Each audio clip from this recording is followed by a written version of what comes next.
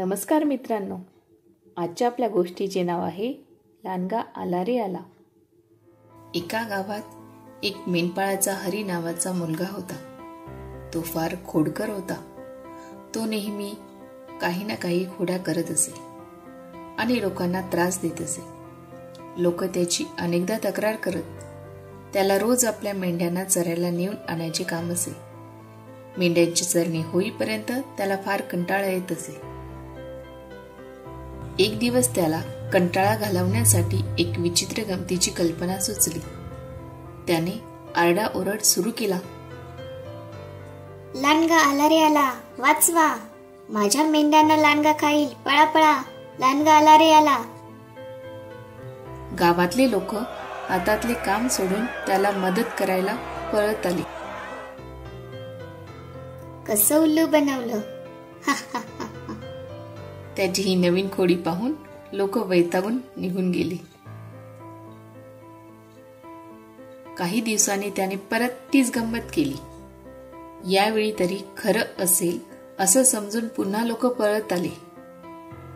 पुन्हा तो त्यांची मजा बघत हसत होता. लोक आता चिडले आणि वैतागून परत निघून गेले. काही दिवसांनी तो मेंढ्यांना घेऊन कुरणात गेलेला असताना मात्र खरंच लांडगा आला. लांडग्याने मेंढ्यांवर हल्ला केला.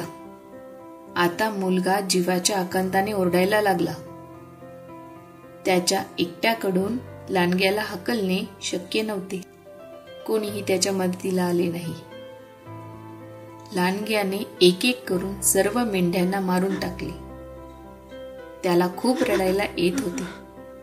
त्याने गावकऱ्यांची केलेली गंमत आठवली आणि त्याला त्याचा पश्चाताप झाला. शेवटी काय, मुलाच्या गमतीसाठी मेंढ्यांचा जीव गेला. तात्पर्य, कधीही खोटे बोलू नये.